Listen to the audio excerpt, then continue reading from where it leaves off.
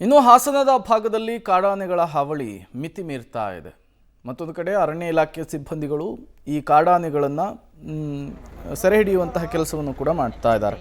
ಈ ಹಾಸನ ಜಿಲ್ಲೆಯ ಆಲೂರು ತಾಲೂಕಿನ ಹಳ್ಳಿಯೂರು ಗ್ರಾಮದಲ್ಲಿ ಅಡಕ ಬಡಕ ಹೆಸರಿನ ಕಾಡಾನೆಯನ್ನು ಯಶಸ್ವಿಯಾಗಿ ಸೆರೆ ಹಿಡಿಯಲಾಗಿದೆ. ನಿನ್ನೆ ಬೆಳಗ್ಗೆ ಪುಂಡಾನೆ ಇರುವಂತಹ ಸ್ಥಳವನ್ನು ಅರಣ್ಯ ಇಲಾಖೆಯ ETF ಸಿಬ್ಬಂದಿ ಪತ್ತೆ ಮಾಡಿದ್ರು. ಬಳಿಕ ಪಾರ್ವತಮ್ಮ ಬೆಟ್ಟದ ಬಳಿ ನಿಂತಿದ್ದಂತಹ ಕಾಡಾನೆಗೆ ವೈದ್ಯರು ಅರವಳಿಕೆ ಚುಚ್ಚುಮದ್ದನ್ನು ಕೊಟ್ಟರು. ಕೆಲವೇ ಹೊತ್ತಿನಲ್ಲಿ ಎಚ್ಚರಗೊಂಡಂತಹ ಕಾಡಾನೆ ಕಟ್ಟಿದಂತಹ ಹಗ್ಗವನ್ನು ಲೆಕ್ಕಿಸದೆ ಸೆಣಸಾಡಿ ಸಾಕಾನೆಗಳನ್ನು ಹೈರಾಣಾಗಿಸಿತ್ತು. ಈ ವೇಳೆ ಲಾರಿ ಹತ್ತಲು ಸಹ ಪುಂಡಾನೆಗಳು ಪ್ರತಿರೋಧವನ್ನು ಒಡ್ಡಿದ್ವು. ಲಾರಿ ಚಾಲಕ ರೆಹಮತ್ ಎಂಬುವರನ್ನು ಕ್ರೇನ್ ಮೂಲಕ ಲಾರಿಗೆ ಕಾಡಾನೆ ಲಿಫ್ಟ್ ಮಾಡುವಲು ಬೆಲ್ಟ್ ನೀಡಲಿಕ್ಕೆ ತೆರಳಿದಂತಹ ವೇಳೆ ಪಕ್ಕದಲ್ಲಿ 2 ಕುಮ್ಕಿ ಆನೆಗಳು ಕೂಡ ನಿಂತಿದ್ದರೂ ರೆಹಮತ್ ಮೇಲೆ ದಾಳಿ ಮಾಡಿ ಸೊಂಡಲಿನಿಂದ ನೂಕಿದುವಂತೆ. ಕೂದಲಳಿಯ ಅಂತರದಲ್ಲಿ ರೆಹಮತ್ ಪ್ರಾಣಾಪಾಯದಿಂದ ಪಾರಾಗಿದ್ದಾರೆ. ಕೊನೆಗೆ ಕಾಡಾನೆಯ ಸೆರೆ ಕಾರ್ಯ ಯಶಸ್ವಿಯಾಗಿದೆ.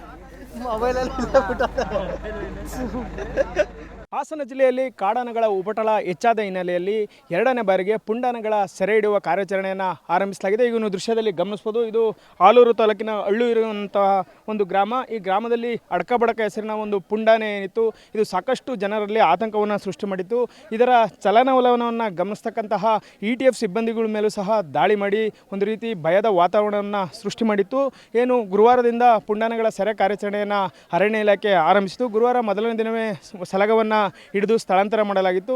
ನಿನ್ನೆ ಏನು ಬಿಡುವನ್ನು ನೀಡಲಾಗಿತ್ತು. ಇನ್ನು ಮತ್ತೆ ಕಾರ್ಯಾಚರಣೆಯನ್ನು ಆರಂಭಿಸಲಾಗಿತ್ತು. ಅರಣ್ಯ ಇಲಾಖೆಯ ETF ಸಿಬ್ಬಂದಿ ಬೆಳಗ್ಗೆ ಏನು ಅಡಕ ಬಡಕ ಹೆಸರಿನ ಪುಂಡಾನೆ ಏನಿದೆ ಅದು ಇರತಕ್ಕಂಥ ಸ್ಥಳವನ್ನು ಪತ್ತೆ ಹಚ್ಚಿದ್ರು. ಆ ನಂತರದಲ್ಲಿ ಅರವಳಿಕೆ ಚುಚ್ಚುಮದ್ದು ವೈದ್ಯರಾದಂಥ doctor Mujeeb, doctor Akram, doctor Waseem ಏನಿದ್ದಾರೆ ಇವರು ಸ್ಥಳಕ್ಕೆ ತೆರಳಿ ಅರವಳಿಕೆ ಚುಚ್ಚುಮದ್ದನ್ನು ನೀಡಿದರು. ಸ್ವಲ್ಪ ದೂರ ಓಡಿದಂತಹ ಏನು ಪುಂಡಾನೆ ಇದು ಹಳ್ಳದಲ್ಲಿ ಪ್ರಜ್ಞೆ ತಪ್ಪಿ ಬಿದ್ದಿತ್ತು. ಆ ನಂತರ ಸ್ಥಳಕ್ಕೆ ಬಂದಂತಹ 6 ಸಾಕಾನೆಗಳೇನಿದೆ ಅದಕ್ಕೆ ನೀರನ್ನು ಹಾಕಿ ಅರಣ್ಯ ಇಲಾಖೆ ಸಿಬ್ಬಂದಿ ಕಾಲಿಗೆ ಹಗ್ಗವನ್ನು ಕಟ್ಟಿದರು.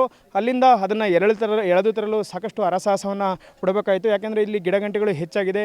ಅಲ್ಲದೆ ಏನು ಅದು ತೀರಾ ತಳಭಾಗದಲ್ಲಿ ಆನೆ ಬಿದ್ದಿದ್ದರಿಂದ ಅದನ್ನು ಮೇಲ್ಭಾಗಕ್ಕೆ ಎಳೆತರಲು ಹರಸಾಹಸವನ್ನು ಪಡಬೇಕಾಯಿತು. ಈಗ ಅರ್ಧದರಿಗೆ ಆನೆಯನ್ನು ತಂದಿದ್ದರೆ ಇಲ್ಲಿಗೆ ಕ್ರೇನ್ ಮೂಲಕ ಲಾರಿಗೆ ಹಚ್ಚಿ ಅದನ್ನು ಸ್ಥಳಾಂತರ ಮಾಡಲು ಎಲ್ಲ ರೀತಿಯ ಸಿದ್ಧತೆಯನ್ನು ಮಾಡಲಾಗ್ತಾಯಿದೆ. ಏನು ಕಳೆದ ಜನವರಿಯಿಂದ ಏಪ್ರಿಲ್ ಮುಗಿಯುವವರೆಗೆ ಕಾಡಾನೆ ದಾಳಿಯಿಂದ 5 ಮಂದಿ ಸಾವನ್ನಪ್ಪಿದರು. ಈ ಹಿನ್ನೆಲೆಯಲ್ಲಿ ಇಲ್ಲಿನ ಜನರ ಆಕ್ರೋಶ ತೀವ್ರಗೊಂಡಿತ್ತು. ತೀವ್ರ ಆಕ್ರೋಶಕ್ಕೆ ಏನು ಅರಣ್ಯ ಇಲಾಖೆ ಸಿಬ್ಬಂದಿ ತುರ್ತು ಕಾರ್ಯವನ್ನು ಆರಂಭಿಸಿ ಈಗ 2ನೇ ದಿನದ ಯಶಸ್ವಿ ಕಾರ್ಯಾಚರಣೆಯನ್ನು ಮುಗಿಸಿದರೆ ಈ ಆನೆಯನ್ನು ಸಹ ರೇಡಿಯೋ ಕಾಲರನ್ನು ಅಳವಡಿಸಿ ಬೇರೆಡೆಗೆ ಸ್ಥಳಾಂತರ ಮಾಡಲಿಕ್ಕೆ ಎಲ್ಲ ರೀತಿಯ ಸಿದ್ಧತೆಯನ್ನು ಮಾಡಲಾಗ್ತಿದೆ. DFO ಸೌರಭ್ ಕುಮಾರ್, RF ಹೇಮಂತ್ ಅವರ ನೇತೃತ್ವದಲ್ಲಿ ಕಾರ್ಯಾಚರಣೆ ನಡೆದಿದೆ. ಅರಣ್ಯ ಇಲಾಖೆ 100 ಸಿಬ್ಬಂದಿ ಈ ಕಾರ್ಯಾಚರಣೆಯಲ್ಲಿ ಭಾಗಿಯಾಗಿದ್ದಾರೆ. ಅಲ್ಲದೆ ಈ ಕಾಡಾನೆಯ ಕಾರ್ಯಾಚರಣೆಯನ್ನು ನೋಡಲಿಕ್ಕೆ ಸಾಕಷ್ಟು ಮಂದಿ ಇಲ್ಲಿ ನೆರೆದಿರ್ತಕ್ಕಂಥದ್ದು. ಏನು ಈ ಅಡಕ ಬಡಕ ಪುಂಡಾನೆ ಏನಿದೆ ಇದು ಸೆರೆ ಹಿಡಿಯೋದ್ರಿಂದ ಸ್ಥಳೀಯರಲ್ಲಿ ಒಂದಿಷ್ಟು ನಿಟ್ಟುಸಿರು ಬಿಡುವಂಥ ಒಂದು ವಾತಾವರಣ ಸೃಷ್ಟಿಯಿದೆ. ಯಾಕೆಂದರೆ ಇದು ಜನರ ಮೇಲೆ ದಾಳಿಯನ್ನು ಮಾಡ್ತಿತ್ತು, ಅಲ್ಲದೆ ಬೆಳೆಯನ್ನು ಹಾಳು ಮಾಡ್ತಿತ್ತು. ಹಾಗಾಗಿ ಈ ಆನೆಯನ್ನು ಸೆರೆ ಹಿಡಿಯಬೇಕು ಅಂತ ಹೇಳಿ ETF ಸಿಬ್ಬಂದಿ ಅರಣ್ಯ ಇಲಾಖೆ ಅಧಿಕಾರಿಗಳಿಗೆ ಸೂಚನೆಯನ್ನು ಕೊಟ್ಟಿದ್ದರು. ಹಾಗಾಗಿ ಅದನ್ನು ಕಾರ್ಯಾಚರಣೆಯನ್ನು ಇಂದು ಆರಂಭಿಸಿದರು. ಏನು ಕಾರ್ಯಾಚರಣೆ 2ನೇ ದಿನ ಸಹ ಯಶಸ್ವಿಯಾಗಿ ಮುಗಿದಿದ್ದು ಈಗ ಇದನ್ನು ಸ್ಥಳಾಂತರ ಮಾಡಲಿಕ್ಕೆ ಎಲ್ಲ ರೀತಿಯ ತಯಾರಿಯನ್ನು ನಡೆಸ್ತಾ ಇದ್ದಾರೆ. ಕ್ಯಾಮ್ರಾ ಪರ್ಸನ್ ನಾಗರಾಜ್ ಜೊತೆ Shashidhar BC, public TV, Aluru. ಈ ಕಾಫಿನಾಡು, ಚಿಕ್ಕಮಗಳೂರು ಮತ್ತು ಹಾಸನದ ಭಾಗದಲ್ಲಿ ಕಾಡಾನೆಗಳ ಹಾವಳಿ ಇತ್ತೀಚೆಗೆ ಜಾಸ್ತಿ ಆಗ್ತಾ ಇದೆ. ಈ ರೈತರು ಬೆಳೆದಿರುವಂತಹ ಬೆಳೆ ಆಗಿರಬಹುದು ಅಥವಾ ಮನೆಗಳಿಗೆ ನುಗ್ಗಿ ದಾಂಧಲೆ ಮಾಡುವಂತಹ ಪ್ರಕರಣಗಳು ಕೂಡ ಜಾಸ್ತಿ ಆಗ್ತಾನೆ ಇದ್ದಾವೆ. ಯಾವ್ಯಾವಾಗ ಈ ಕಾಡಾನೆಗಳು ಹೀಗೆ ದಾಂಗುಡಿಯನ್ನು ಇಟ್ಟು ಹಾವಳಿ ಮಾಡಲಿಕ್ಕೆ ಶುರು ಮಾಡುತ್ತಾವೋ ಅರಣ್ಯ ಇಲಾಖೆ ಸಿಬ್ಬಂದಿಗಳು ಕೂಡ ಕಾರ್ಯಾಚರಣೆಯನ್ನು ಆಗಾಗ ನಡೆಸ್ತಾನೆ ಇರ್ತಾರೆ. ಈಗ ಹಾಸನದಲ್ಲೂ ಕೂಡ ಅದೇ ರೀತಿಯ ಒಂದು ಕಾರ್ಯಾಚರಣೆಯನ್ನು ನಡೆಸಿರುವಂಥದ್ದು. 2 ಕಾಡಾನೆಗಳನ್ನು ಸೆರೆ ಹಿಡಿಯುವಂಥ ಕಾರ್ಯಾಚರಣೆ ಸಕ್ಸಸ್ ಆಗಿದೆ. ಈಗ ಅಲ್ಲಿಯ ಸ್ಥಳೀಯರು ಈ 2 ಪುಂಡಾನೆಗಳನ್ನು ಸೆರೆ ಹಿಡಿದಿರೋದ್ರಿಂದ ಸದ್ಯಕ್ಕೆ ನೆಮ್ಮದಿಯ ನಿಟ್ಟುಸಿರನ್ನು ಕೂಡ ಬಿಟ್ಟಿದ್ದಾರೆ.